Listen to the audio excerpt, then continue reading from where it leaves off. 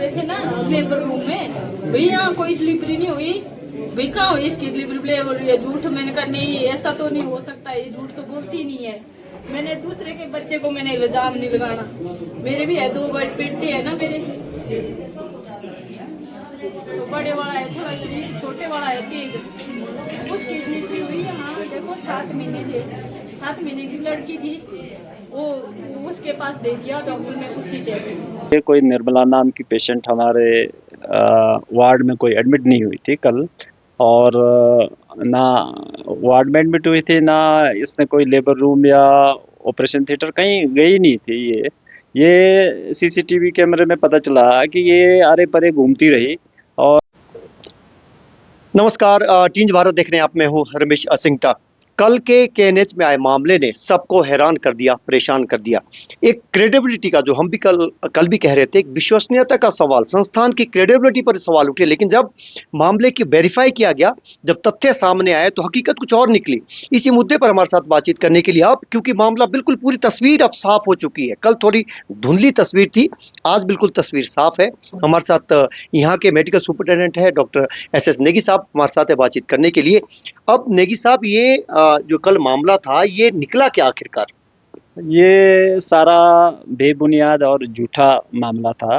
इस तरह के कोई निर्मला नाम की पेशेंट हमारे वार्ड में कोई एडमिट नहीं हुई थी कल, और ना वार्ड में एडमिट हुई थी, ना इसने कोई लेबर रूम या ऑपरेशन थिएटर कहीं गई नहीं थी। ये सीसीटीवी कैमरे में पता चला कि ये आरे परे घूमती रही, और एडमिशन इसका कुछ नहीं था, और ये प्रेगनेंसी से रिलेटेड कोई मामला था ही नहीं। आप 2 टेस्ट करवाए, एक प्रेगनेंसी टेस्ट आपने हवाला दिया था, उसके बाद मेडिकल डीडीयू में, क्योंकि सवाल ना उठे केएनएच में करवाते तो ये बोलना था कि जी सवाल उठते उनकी तरफ से ही, आपने डीडीयू में करवाया। मेडिकल रिपोर्ट में दोनों ही टेस्ट की रिपोर्ट क्या आई? ये डीडीयू में 2 तरह के टेस्ट हुए। एक तो लोकल पर एब्डोमिनल एग्जामिनेशन और पर वेजाइनल एग्जामिनेशन जो होता है, तो वो दोनों नॉर्मल है, वो नली पेरा, मतलब उस प्रेगनेंसी नहीं है। दूसरा यूरिन फॉर प्रेगनेंसी टेस्ट कराया, वो जो है अगर डिलीवरी के 2 दिन तक भी पॉजिटिव रहता है, तो वो दोनों टेस्ट नेगेटिव आए। ना इसके मतलब ये कि ना वो लेडी प्रेग्नेंट थी, ना उसकी डिलीवरी हुई। डिलीवरी कहाँ से होगी जब प्रेग्नेंट ही नहीं थी? प्रेगनेंट ही नहीं थी, वो प्रेगनेंट ही नहीं थी, तो डिलीवरी कहाँ से होगी? तो ये बिल्कुल झूठी बात है। और उसका क्या वो था, मकसद क्या था उसका इस तरह के इल्ज़ाम लगाने का, ये हमारी समझ से बाहर है। और अब क्योंकि मामले की पुलिस भी जांच कर रही है, आपकी पुलिस से भी बातचीत हुई होगी, अब तक क्या लग रहा है? ये जो मनगढ़ंत कहानी पूरी, ये आप कल भी कह रहे थे कि साजिश, आपने कहा था कि मुझे साजिश लग रही है, तो अब तो ये पूरी तरह से मामला साफ हो गया है कि साजिश ही थी। तो ये क्यों किया होगा? ये कहानी किसने बनाई, किसने ये साजिश रची? अब तक आपके पास क्या फैक्ट्स सामने आए?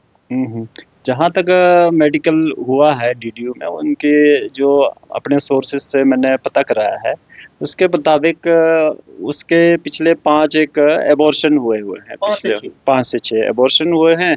तो उसको घर में भी काफ़ी दबाव था घर वालों की तरफ से कि प्रेगनेंसी के लिए। तो और उस मेडिकल रिपोर्ट में ये भी लिखा है कि उसको साइकेट्रिक प्रॉब्लम है, उसको साइकेट्रिक असेसमेंट किया जाए, मेंटल प्रॉब्लम है। तो उसके लिए उसको उन्होंने आईजीएमसी शिमला में साइकेट्री डिपार्टमेंट का ओपिनियन के लिए भेजा है उसको। ओपिनियन के भेजा, लेकिन ये तो आप कह रहे हैं उस महिला की, लेकिन उसकी सास, वो बहुत कल जो कुछ सास ने कहा कि यहाँ पर प्रेगनेंसी हुई, 2 बच्चे पैदा हुए, वो डेड थे, दफना दिए गए, तो जिसने भी उस वक्त ये सुना वो हैरान हो गया। उसको लगा कि हिमाचल में क्या ऐसा होता है? ये सब मनगढ़ंत बातें हैं, सब झूठ है। ऐसा यहाँ पर सारा सिस्टम पारदर्शी है। ऐसा ये बात बिल्कुल फैक्चुअल नहीं है, ये सब झूठ है। अब ऐसा क्यों कहा, क्या कहा, अब ये तो वही बता सकते हैं। और अब इस तरह की घटनाओं की, कोई इस तरह की कहानी दोबारा ना घटे, इसके लिए एडमिनिस्ट्रेशन अथॉरिटी आपकी क्या कदम उठाने जा रहे हैं? कोई सख्त कदम, ताकि मैसेज जनता में ये जाए और इस संस्थान की विश्वसनीयता भी बरकरार रहे। इसके लिए हम फिलहाल 2 स्टेप उठा रहे हैं। एक तो हम अटेंडेंट पास इशू कर रहे हैं सबको। जो भी पेशेंट एडमिट होगा, उसके एक जो रेगुलर अटेंडेंट होगा, सिर्फ उसी को पास इशू किया जाएगा। ताकि कोई अन्य व्यक्ति पेशेंट के साथ ना रहे अंदर। अभी क्या व्यवस्था है? ये तो आप नई व्यवस्था कायम कर रही है। हाँ, अभी तक ऐसी व्यवस्था थी नहीं, बहुत पहले थी, वाला बीच में ये ब्रेक हो गया था ऐसा।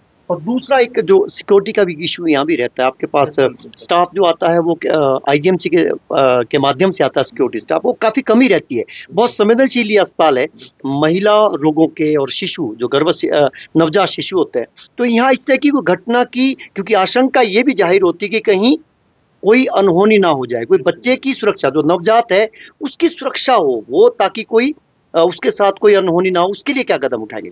उसके लिए हमने पिछले महीने भी चिट्ठी लिखी थी प्रिंसिपल मैडम को, तो और अब एक और चिट्ठी लिख रहा हूँ रिमाइंडर कि हमारी जो सिक्योरिटी है स्ट्रेंथ वो बढ़ाया जाए, खासकर मेल, क्योंकि रात को ड्यूटी पे मेल सिक्योरिटी वाले ही होते हैं। तो हमने ये अभी चिट्ठी लिखी है मैडम को कि हमारे मेल सिक्योरिटी जो है ना वो बढ़ाया जाए, क्योंकि जो घटना है सिक्योरिटी का मेन इशू रात को ही ज़्यादा होता है इसलिए।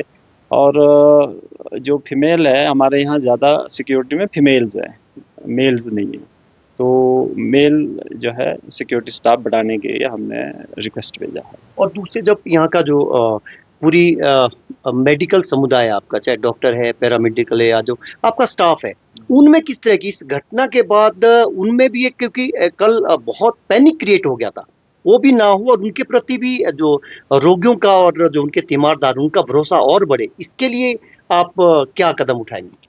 इसके लिए हमें सबसे बड़ी समस्या समस्या क्या ये कह सकते हैं कि जहाँ गलती होने की सबसे ज़्यादा चांस होती है कि जैसे यहाँ 30 से 35 डिलीवरियाँ डेली होती है 24 घंटे के अंदर, तो कई बार बच्चे मिसप्लेस होने के चांस रहते हैं। तो हमने कल रात को ही मैंने सबको स्ट्रिक्ट इंस्ट्रक्शन दिए कि खुद भी सतर्क रहें और जो मदर है और उसके अटेंडेंट है वो भी अपने बच्चे को पूरी तरह से ध्यान में रखें। ये जो मिसप्लेस वाला आप कह रहे हैं, क्योंकि पहले भी इस तरह की एक दो घटनाएं पहले काफी पहले सामने आई थी, इस तरह की घटना ना घटे तो क्या आप पुख्ता कदम उठाएंगे? और कहाँ जो अभी कमी है, खामी आई, व्यवस्थागत खामियां है, वो व्यवस्थागत खामियों में कैसे सुधार होगा? नहीं, अब आज की डेट में ऐसा कोई खामियां है नहीं, क्योंकि जैसे ही डिलीवरी होती है टैगिंग हो जाता है बच्चे का ना जी, तो ऐसा होने की चांस बहुत कम है। बट हम बिल्कुल इसको ज़ीरो करना चाहते हैं कि ऐसा ना हो, तो उसके लिए जो है स्टाफ को सतर्क रहना पड़ेगा और साथ में जो पेरेंट्स हैं और या अटेंडेंट है जो भी, उनको भी बहुत सतर्क रहने की ज़रूरत है। बट ऐसा होने की संभावना अब नील है। और दूसरा उनके ऊपर जो ये मामला जिनके माध्यम से ये आरोप, झूठे आरोप लगाए गए थे, उनके ऊपर लीगली क्या कार्रवाई आप करेंगे? लीगली अब सेक्रेटरी ओपिनियन लिया है आईजीएमसी से, उनका रिपोर्ट आना अभी बाकी है। उसके बाद हायर अथॉरिटीज़ को भी वो उनकी ओपिनियन भी लेके, उनके राय लेके, उसके बाद हम अभी कल आपने कहा था कि उनके खिलाफ जो झूठे आरोप लगाए एफआईआर दर्ज होगी, तो उस दिशा में आप आगे बढ़ेंगे? हाँ बिल्कुल बिल्कुल। बट उस समय मुझे ये मालूम नहीं था कि उनका साइकेट्रिक असेसमेंट भी होना है, क्योंकि अगर साइकेट्रिक प्रॉब्लम है तो फिर उस मामले में कुछ और तरह के लगते होने कानून ना जी, तो साइकेट्रिक मेंटली इल पर्सन के लिए, तो उस हिसाब से उस समय वो निर्णय लिया जाएगा जी। बहुत बहुत धन्यवाद। तो ये इनका कहना है कि इस तरह की घटनाएं फिर से ना हो, तो एक सख्त संदेश देने की इन्होंने कोशिश की, और अब ऐसी घटनाओं की इनका ये दावा है कि पुनरावृत्ति होने के कोई अब चांस ही नहीं रहेंगे, क्योंकि अब ये सख्त कदम अब उठाने जा रहे हैं। तीन भारत देख रहे हैं आप, नमस्कार।